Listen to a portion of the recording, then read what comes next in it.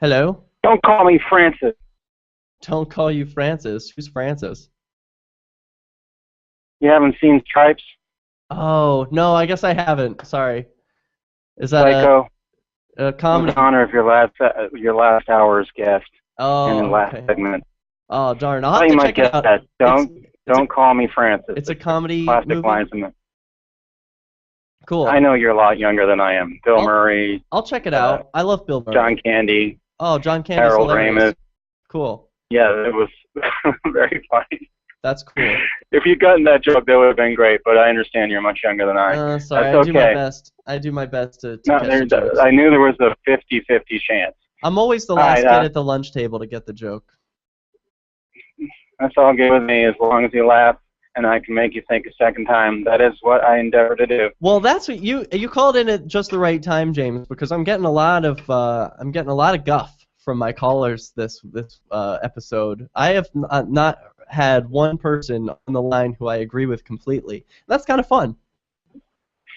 Right. Well, typically that would be my aim if I have a point of disagreement with you, but it's rare that I have ever heard a Hitler apologist.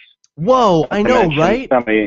somebody that I would hope that Pooh Tang head is not old enough to vote, so I can forgive him for his absolute ignorance, let alone stupidity. I mean, Hitler, by the way, was appointed chancellor by Hindenburg, and within 2 months was absolute dictator of Hitler, and it's Schott that stabilized the currency and who also answered for his crimes of theft from Jewish people and crimes against humanity.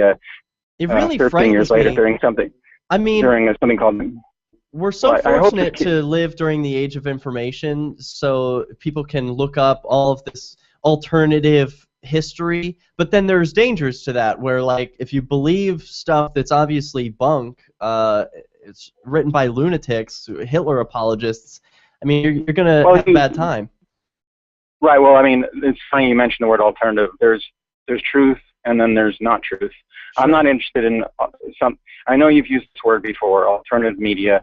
Again, MSNBC is alternative media to me, and it's all a bunch of progressivism from the left end of the spectrum, and it's not true. But they. Well, I just mean like not mainstream, I originating know. from the little guy. Well, I kind of get what you're talking about, but Well, the little guy Al isn't always Jazeera- right. Al Jazeera is not mainstream either, or it is mainstream in a I think huge they're part pretty of the mainstream. world. Yeah. No, would they're consider- actually Well, I would consider Al they're Jazeera pretty mainstream. But they're anyway, wholly owned subsidiary of the Qatari government. I Are you thought they were familiar with owned their? by Al Gore. Hey, hold that thought. We're coming back.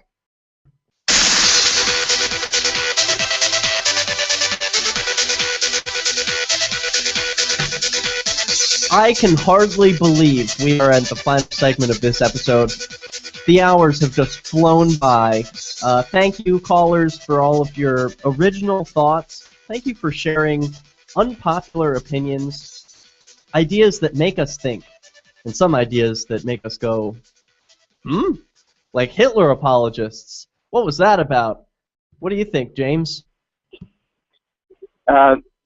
People that are stupid enough to believe it's the economy stupid would vote for Bill Clinton because some propagandists taught people to believe that that's why they should, and he did win the presidency because of that. Well, I aim no for thanks this to Ross show. Perot. No, I aim for this show to be propaganda as well, James. I just aim for it to be counter propaganda, propaganda for the other side.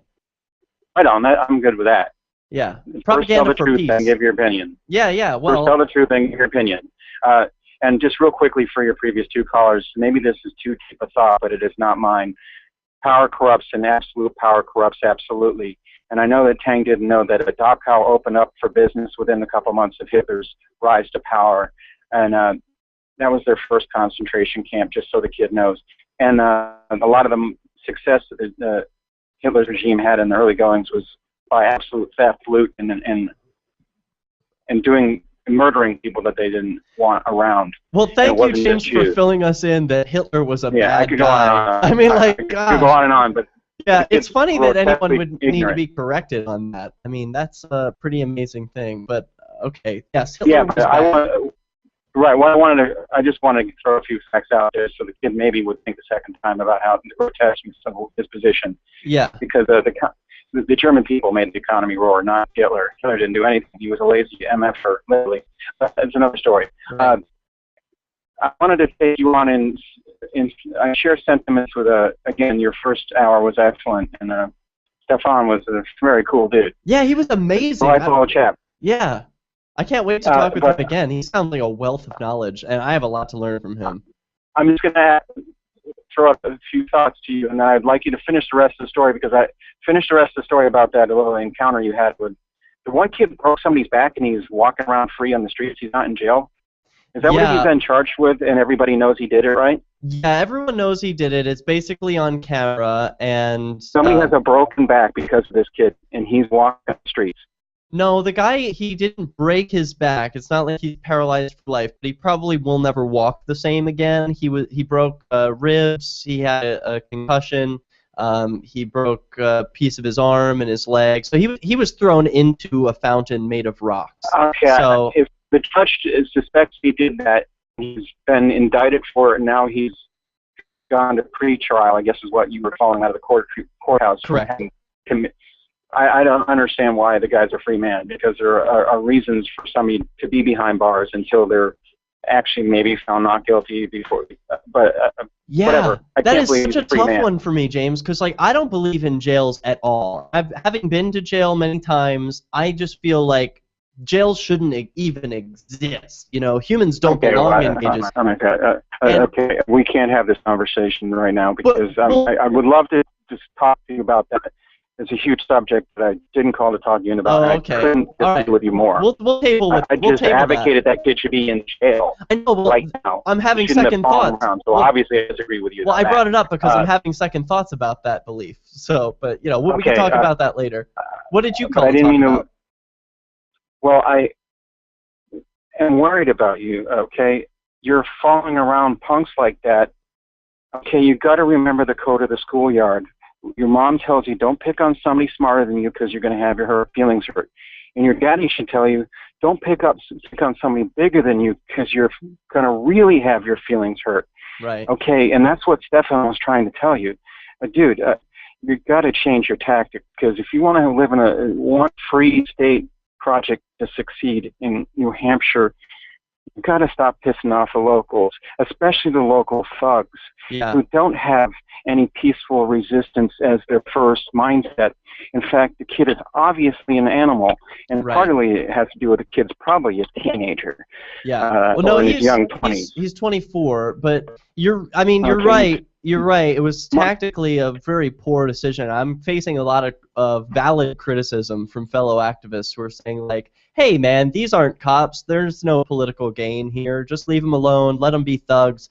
There's nothing you can do to save them. They were ruined in their childhood, and they're just playing out their bad childhood. Well, I believe anybody can be saved if they're approached in a manner that's not going to make a rabid dog want to bite you. Okay. And that's what you were doing. I see. Okay, Catholic, I do believe in people's souls being redeemable up until the time they have passed on and don't repent, because then it's in God's hands, solely in God's hands.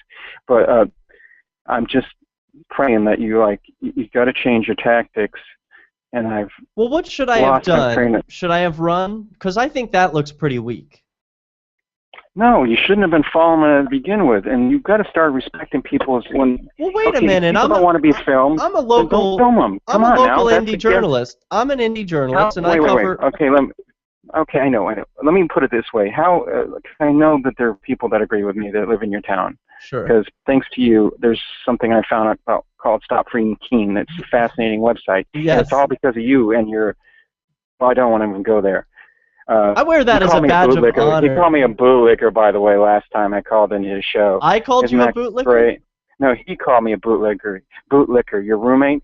You know why? Why? Because I registered my car, and I suggested another friend of yours should pay his registration and get a license, because they're so innocuous as far as misdemeanors in the law go. He wasn't even arrested when he got pulled over, because any cop anywhere, dude, pay your registration. Why? Pay the modicum of the fine. Why? Well, okay. I'm willing to listen. Okay, I have so few seconds to. I'd be glad to answer the why. We got 4 another minutes day, left. But we do not. New Hampshire is not a tyrannical state, and everybody having to have their car registered and have a license. He is a New Hampshire resident. When he tries to deny that, he's lying. He calls himself a minister. If you're asked a direct question, you don't have a right to not answer directly if you call yourself a minister. You answer, yeah, I'm a resident in New Hampshire. Okay, then why don't you have a New Hampshire license? Okay, like everybody else does. Dude, it's $25. It's not like an evil, I think it's the principle, benevolent it's not the dictator. price. I get the principle. Yeah, well, he feels like he shouldn't have to comply.